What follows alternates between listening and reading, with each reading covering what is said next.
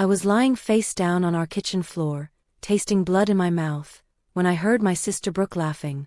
Not the nervous kind of laugh you make when something goes wrong. No, this was genuine amusement. My vision was blurred, and the ceiling lights above me seemed to spin like a carnival ride I couldn't get off. I tried to push myself up, but my arms felt like they belonged to someone else. "Oh my God, Ivy, you should have seen your face." Brooke gasped between fits of laughter. That was priceless. I blinked hard, trying to focus. What just happened? 1 second I'd been reaching for a glass on the top shelf, and the next, I was airborne. Then came the impact. My head had connected with the corner of our marble kitchen island with a sickening crack that I still heard echoing in my skull. "Brooke." I managed to whisper, my voice sounding distant even to my own ears. "What did you do?" She was doubled over now, clutching her stomach. "I just pulled the step stool. I didn't think you'd actually fall that hard. It was supposed to be funny." The step stool. I'd been standing on it, stretching to reach the good wine glasses Mom kept on the highest shelf for tonight's dinner party. My 23-year-old sister had thought it would be hilarious to yank it out from under me while I was balanced on my toes. And now I was on the floor, and everything hurt. I can't get up," I said, panic creeping into my voice. The room was tilting sideways, and waves of nausea rolled through me. That's when Mom rushed in, her heels clicking against the hardwood. She was already dressed for the dinner party, her hair perfectly styled, makeup flawless. Her eyes went wide when she saw me on the floor. "What on earth is going on in here? Ivy, get up. Our guests will be here in 20 minutes. "Mom," I fell. Brooke pulled the... "It was just a joke." Brooke cut me off, her laughter finally dying down. God, Ivy's being so dramatic about it. I tried again to push myself up, but the world spun violently.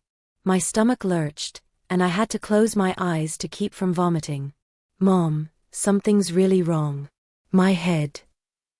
Mom's expression shifted from annoyance to something else. Concern, maybe? But it was quickly replaced by something that looked almost like fear. Not fear for me, I'd realize later. Fear of what this might mean for her perfect evening. "Can you stand?" she asked, her voice tight. "I don't think so. Everything's spinning." She knelt beside me, her fingers gently probing the back of my head. When she pulled her hand away, there was blood on her fingertips. Her face went pale. "Oh no. No, no, no." She stood up quickly, grabbing a kitchen towel. "Brooke, what exactly did you do?" "I told you, I just pulled the stool as a joke. How was I supposed to know she'd fall like that?" "You pulled a stool out from under your sister while she was standing on it?" Mom's voice was rising now. "What were you thinking?" For a moment, I felt a flicker of hope. Maybe Mom would take this seriously. Maybe she'd take me to the hospital, and Brooke would finally face consequences for one of her pranks. But then Dad walked in, already in his suit for the party, and everything changed. "What's all this noise about?" The Hendersons just pulled into the driveway. "Ivy fell," Mom said quickly, pressing the towel to my head. Brooke pulled a step stool out from under her. Dad's jaw tightened. He looked at me on the floor, then at Brooke, then at the clock on the wall. I could see the calculation happening behind his eyes. "How bad is it?" he asked Mom, not me. "There's some blood, but head wounds always bleed a lot. She's conscious, talking." "I feel like I'm going to throw up," I interjected. "And I can't stand up. Dad, I think I need to go to the hospital." "The hospital?" Dad's voice was sharp. "Ivy, that's a bit dramatic, don't you think? Your mother said you're fine." "I didn't say she was fine." Mom protested weakly. "I said she was conscious." Same difference. Dad crouched down next to me, his voice dropping low. "Listen, sweetheart. The Hendersons are here. You know how important this dinner is. Tom Henderson is considering me for that partnership. We cannot have drama tonight. Can you just rest upstairs for a bit?" We'll check on you after dinner. I stared at him, unable to process what I was hearing. Dad, I hit my head really hard. I might have a concussion. You don't know that for sure, Brooke chimed in, and I noticed her voice had lost its playful edge. She was scared now, probably realizing she'd gone too far this time. You're probably just shaken up. Exactly, Dad said, seizing on this. You're shaken up. That's understandable. But let's not blow this out of proportion. The doorbell rang, and I watched my mother's face transform from worried to panicked. Thomas, they're here, she hissed. I know. He stood up, brushing off his pants. Brooke, help your sister upstairs. Ivy, you stay in your room, keep quiet, and we'll deal with this after dinner. And please, for God's sake, don't mention this to anyone. The last thing we need is the Hendersons thinking we're some kind of dysfunctional family. But we need to take her to, Mom started. After dinner, Margaret. After dinner. His tone left no room for argument. I felt Brooke's hands under my arms, trying to haul me to my feet. The moment I was vertical, the room spun so violently I would have collapsed again if she hadn't been holding me. Come on, Ivy, she whispered, and I could hear something new in her voice. Guilt, maybe. I'll help you to your room. We made it to the stairs, just as Mom opened the front door. I heard the cheerful greetings, the fake enthusiasm in her voice as she welcomed the Hendersons inside. Each step up the staircase felt like climbing a mountain. My head pounded with every movement, and the nausea was getting worse. I really didn't mean for you to get hurt that bad, Brooke said softly as she helped me into my bedroom. I thought you'd just stumble a little. You pulled a stool out from under me, Brooke. What did you think would happen? I don't know. I wasn't thinking, okay? I'm sorry. She lowered me onto my bed, and I immediately curled onto my side. The pillow beneath my head felt wrong somehow, too soft and too hard at the same time. I'm going to tell them you need to go to the hospital, I said. After dinner, I'm telling them. Brooke bit her lip. Ivy, maybe we should just keep this between us? I mean, you'll probably feel better in a few hours. Head injuries always seem worse than they are. Are you serious right now? I'm just saying, if you make a big deal out of this, Mom and Dad are going to be furious with me. And they'll be embarrassed in front of the Hendersons. You know how Dad is about his reputation. I closed my eyes, too exhausted and in too much pain to argue. Get out, Brooke. Ivy. I said get out. She left, closing the door softly behind her. I lay there in the darkness, listening to the muffled sounds of laughter and conversation drifting up from downstairs. Every few minutes, a wave of dizziness would wash over me so intensely that I had to grip the edge of my mattress to feel anchored to something solid. I must have dozed off, because the next thing I knew, someone was shaking my shoulder. I opened my eyes to find Mom standing over me. The dinner party was still going on. I could hear music playing downstairs. How are you feeling? She asked. Awful. My head is killing me, and I keep feeling like I'm going to throw up. She pressed her hand to my forehead. You don't have a fever. That's good. Mom, I really think I need to see a doctor. Let's wait until morning. If you're not better by then, I'll take you to urgent care. Morning? Mom, it's only. I squinted at my clock, but the numbers swam in front of my eyes. What time is it? Almost 9. Try to get some sleep, sweetheart. Sleep is the best medicine. Everything in me wanted to scream that she was wrong, that you're not supposed to sleep with a head injury, but I was so tired. The exhaustion felt like it was pulling me under. What if it's serious? I whispered. Mom's expression softened, and for a second, I saw real worry there. But then she glanced toward the door, toward the sound of laughter downstairs, and her face hardened again. It's not serious, Ivy. You're talking, you're coherent, your pupils look normal. You'll be fine. But we need you to stay quiet up here, okay? No dramatics. We'll deal with this tomorrow. Deal with this? Mom, your daughter pulled a stool out from under me. Lower your voice, she hissed. Brooke made a mistake. She's young, she wasn't thinking. But if you go around telling people what happened, it's going to cause problems for this whole family. Is that what you want? I couldn't believe what I was hearing. So I'm just supposed to pretend nothing happened? I'm saying we handle this privately, within the family. We don't need to broadcast our problems to the world. She stood up, smoothing her dress. Get some rest. We'll talk more in the morning. She left before I could respond, pulling the door closed behind her. I heard her heels clicking down the hallway, heard her voice shift back to that bright hostess tone as she rejoined the party. I lay there in the darkness, tears sliding down my temples into my hair. My head throbbed with every heartbeat, and the nausea came in waves. But worse than the physical pain was the realization that my family cared more about appearances than they did about me. The next morning, I woke up feeling even worse. My head felt like it was being squeezed in a vice, and when I tried to stand, the room tilted so dramatically that I had to grab my nightstand to keep from falling. I made it to the bathroom and threw up, the violence of it making my head pound even harder. When I finally made it downstairs, Mom was at the kitchen table with her laptop and a cup of coffee. Brooke was nowhere to be seen. Where's Brooke? I asked, my voice hoarse. She had plans with friends.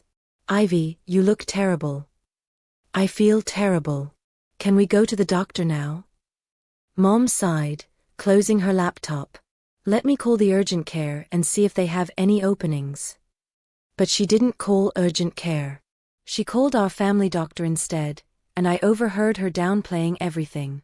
Yes, just a little bump. Fell off a step stool. Probably fine, but you know how anxious she can be. I wanted to snatch the phone from her hand and tell Dr. Morrison the truth, but I felt too weak to fight. We ended up going in that afternoon.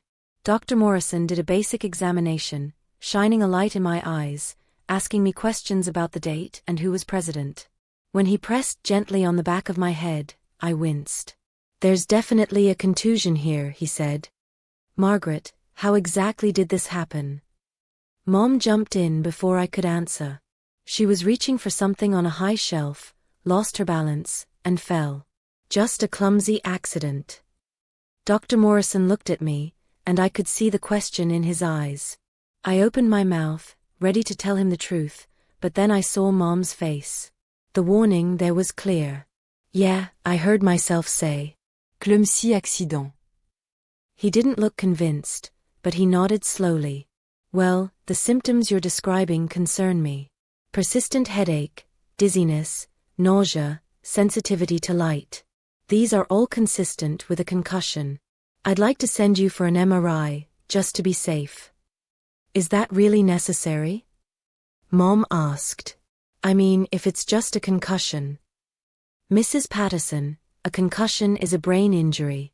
And given the severity of Ivy's symptoms, I want to make sure there's no bleeding or swelling that we need to worry about. Better safe than sorry. Mom's lips pressed into a thin line, but she nodded. Fine. When can we schedule it? I'm going to mark this as urgent. They should be able to get her in within the next day or two. As we drove home, Mom was silent. I could feel the tension radiating off her. You're angry, I said finally. I'm not angry. This is all becoming very complicated, Ivy. Complicated? Mom, I'm hurt. I know that. But now there's going to be an MRI, and medical records, and questions about what happened. Your father is not going to be happy about this. So what was I supposed to do? Just suffer in silence. She didn't answer, which was an answer in itself. The MRI was scheduled for 2 days later. Those 2 days were miserable. The headaches didn't let up, and I couldn't focus on anything. Reading made me nauseous. Screen time was impossible. I spent most of my time lying in a dark room, trying not to move too much. Brooke avoided me. I'd see her in the hallway or catch her eye across the dinner table, and she'd look away quickly. Dad acted like nothing was wrong, talking about his work and the successful dinner party with the Hendersons. When I mentioned my symptoms, he'd wave a hand dismissively. You'll be fine.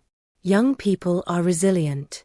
The MRI is probably overkill, but your mother insisted. The day of the MRI, I went alone. Mom claimed she had an important meeting she couldn't miss, and Dad was at work. I took an Uber to the imaging center, feeling like I might throw up the entire way there. The MRI itself was claustrophobic and loud, even with the earplugs they gave me. I had to lie perfectly still for what felt like forever, trying not to panic about being trapped in that narrow tube. But I kept thinking about what Dr. Morrison had said. They were looking for bleeding, swelling, brain damage. What if Brooke's joke had really hurt me? What if there was permanent damage? When it was over, the technician told me the results would be sent to Dr. Morrison within 24 hours. I went home and waited. The call came the next afternoon. I was in my room when my phone rang, Dr. Morrison's office on the caller ID. Ivy, it's Dr. Morrison. I have your MRI results back, and I need you to come into the office. Can you come in today? I'd like your parents there too. My stomach dropped. Is it bad? I'd rather discuss this in person. Can you be here at 4? I agreed and hung up, my hands shaking. When I told Mom about the appointment, her face went pale. Did he say what they found? No, just that he wants us all there.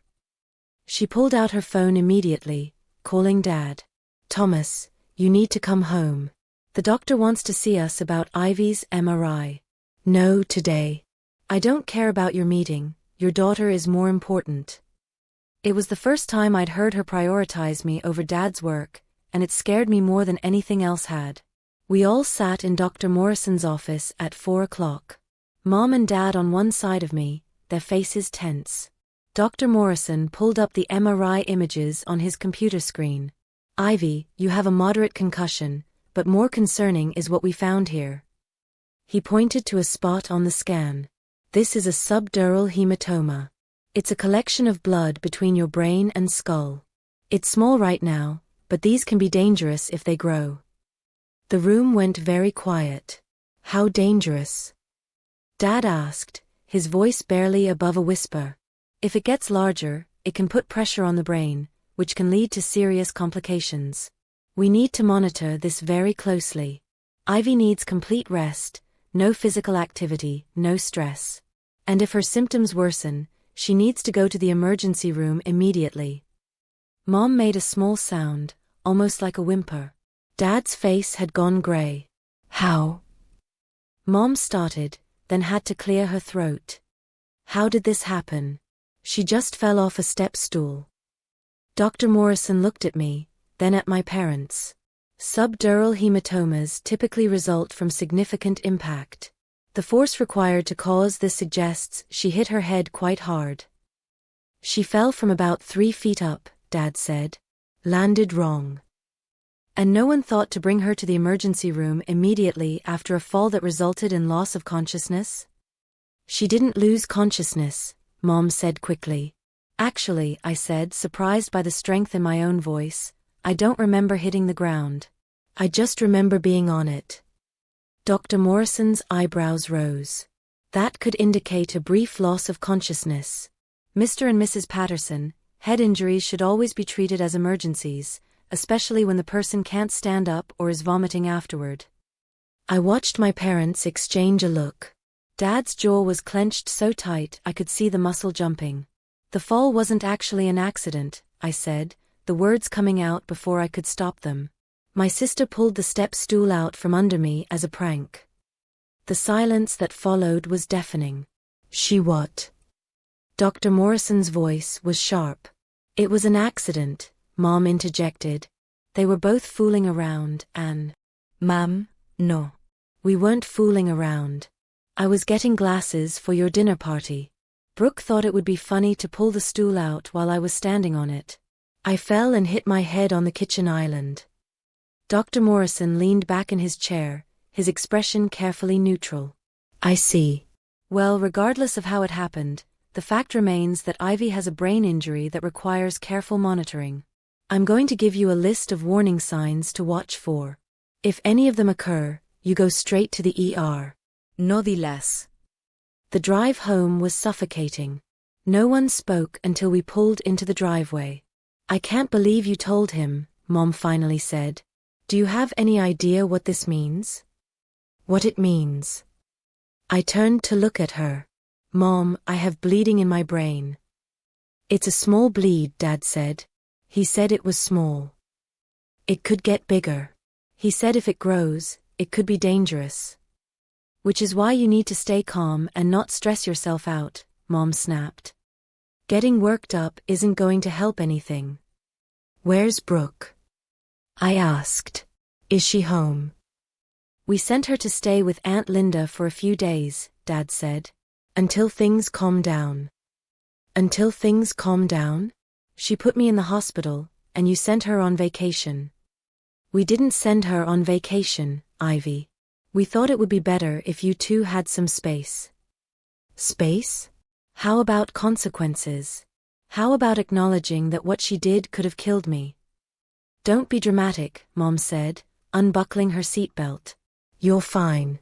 The doctor said with rest, you'll be fine. I'm not fine. I have a brain injury. Which will heal, Dad said firmly. But not if you keep working yourself into a state. Come inside, take your medicine, and lie down. That's all you need to do right now. I followed them inside, feeling like I was moving through water. Everything felt surreal.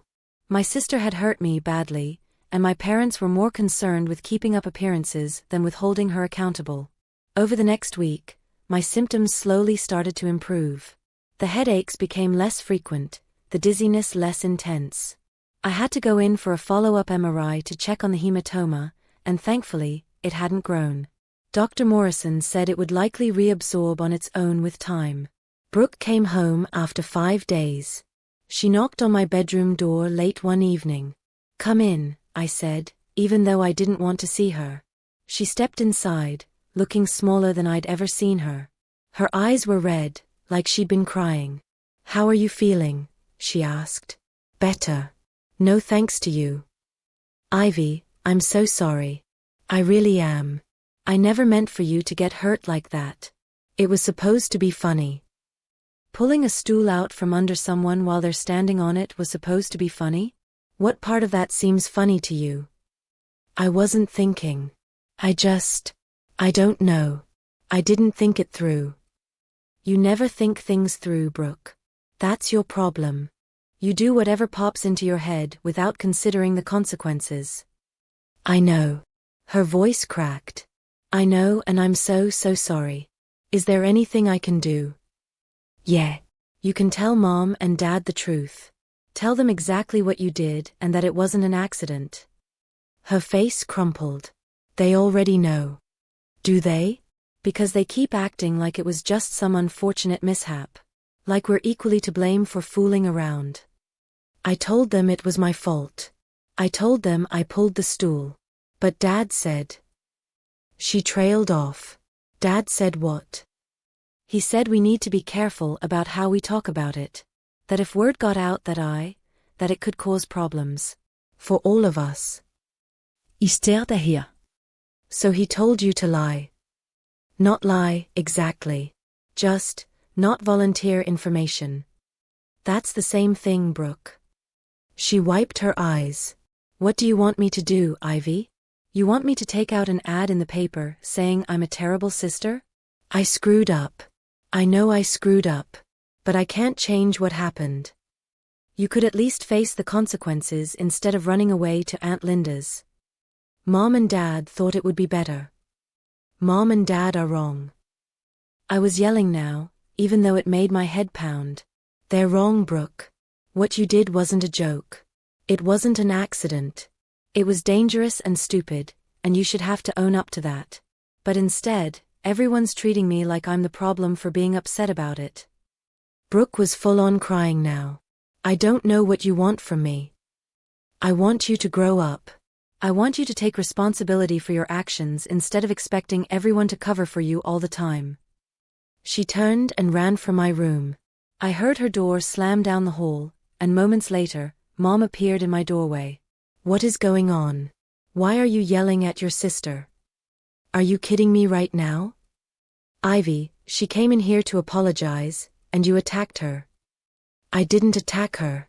I told her the truth. The truth is that what happened was an accident, and she's devastated about it. She's barely sleeping, barely eating.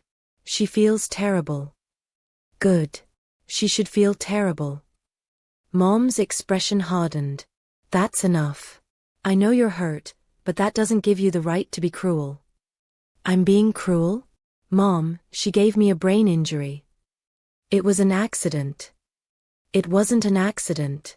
Accidents are things that happen when you're being careful and something goes wrong anyway. What Brooke did was reckless and dangerous, and you're letting her get away with it. What do you want us to do, Ivy? Ground her? Take away her car? Would that make you feel better? It would be a start. It would show that actions have consequences. Mom shook her head.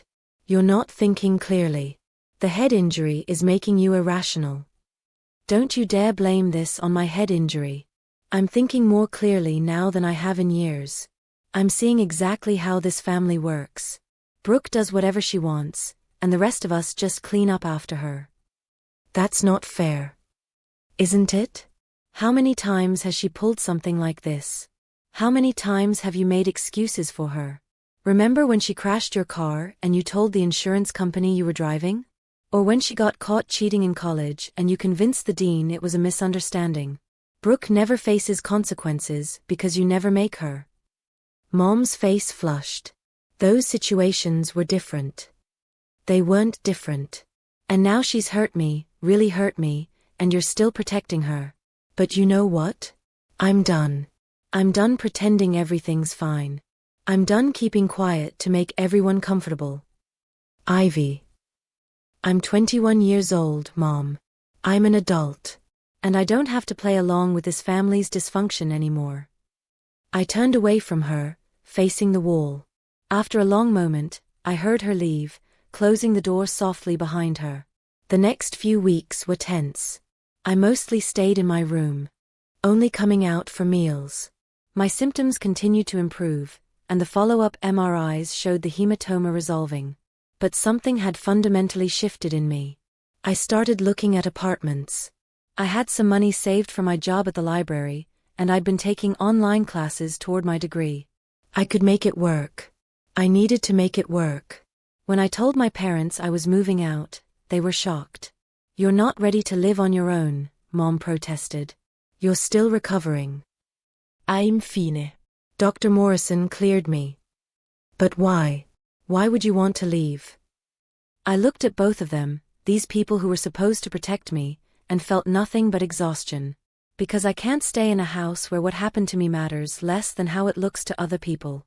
Because I'm tired of being told I'm dramatic for having feelings. Because I deserve better than this. Dad's face was red. You're being ridiculous. We've given you everything. Everything except what I actually needed. And what's that? He demanded. For you to care more about me than your reputation. For you to hold Brooke accountable. For you to believe me when I said I was hurt. We did believe you, Mom said weakly. No, you didn't. You told me to keep quiet. You told me not to make a big deal out of it. You prioritized your dinner party over taking me to the hospital. And then when the MRI showed how serious it was, you still tried to downplay it. Neither of them had an answer for that. I moved out 2 weeks later. It was a tiny studio apartment, barely big enough for my bed and desk, but it was mine. Brooke helped me carry boxes up the stairs, and she cried the entire time. I'm sorry, she kept saying. I'm so sorry, Ivy. I know you are, I told her. And I meant it. I did believe she was sorry. But sorry wasn't enough to make me stay in a place where I couldn't trust the people who were supposed to love me most. That was 6 months ago. I still see my family sometimes. Usually for major holidays. Things are civil but distant. Brooke texts me occasionally, trying to rebuild what we had, but I keep her at arm's length. Trust, once broken that completely, doesn't just magically repair itself. Mom and Dad still don't really get why I left. They think I overreacted, that I'm holding a grudge. Maybe they're right. Maybe I am holding a grudge. But I call it something different. I call it self-preservation. The funny thing is, I'm happier now than I've been in years. My headaches are gone. The hematoma fully resolved. I'm back to work, back to school, building a life that's mine. I have friends who actually listen when I speak. I'm dating someone who thinks the idea of pulling a stool out from under me is horrifying, not funny. Sometimes I think about that night, lying on the kitchen floor while Brooke laughed and my parents worried about their guests. I think about how small I felt, how invisible. And then I look around my tiny apartment, at the life I've built for myself, and I realize something important. I'm not invisible anymore. I found my voice that day in Dr. Morrison's office when I finally told the truth about what happened. And I haven't stopped using it since. Was it worth it? The concussion, the hematoma, the family drama? Obviously, I'd rather none of it had happened. But it taught me something valuable. Some people will always choose comfort over truth. They'll always choose appearances over authenticity. And those aren't my people. My people are the ones who rushed to check on me when I finally told them the full story. The ones who were horrified that my family had minimized it. The ones who remind me that I deserve to be taken seriously, that my pain matters, that I'm worth more than keeping the peace. As for Brooke, I heard through the grapevine that she's been in therapy. Mom mentioned it casually during our last phone call, like it was something she wanted me to know without actually saying she wanted me to know. I'm glad she's getting help. I really am. But that doesn't mean I'm ready to let her back into my life. Maybe someday I'll forgive her fully. Maybe someday we'll rebuild our relationship. But it won't be because anyone pressured me to. It won't be because it's easier to sweep things under the rug. It'll be because she's done the work to become someone I can trust again. And until then, I'm perfectly fine with my small apartment, my carefully chosen circle, and my life without family drama. Because here's what I learned from having a sister whose joke left me with a concussion while my parents said to keep quiet. The MRI spoke volumes, but so did my decision to walk away. And sometimes, the healthiest thing you can do is listen to what your own life is telling you, even when everyone else wants you to stay quiet. Especially then. I'm Ivy Patterson, and I'm 22 years old. I'm a survivor of a traumatic brain injury that my own sister caused. I'm the daughter of parents who chose reputation over my well-being. And I'm living proof that you can walk away from toxicity, even when it wears the face of family. My sister's joke may have left me with a concussion, but my parents' response left me with clarity. And honestly, clarity is the better gift. Even if it came wrapped in the worst few weeks of my life. The MRI showed the physical damage. But leaving showed me who I really was, and who I wanted to be. Someone who speaks up. Someone who doesn't accept being treated as less important than dinner party appearances. Someone who knows her worth. And you know what? That person is someone I'm proud to be. So yeah, my sister pulled a stool out from under me. But in the end, I found my footing anyway. Just not where anyone expected me to land. And I'm okay with that.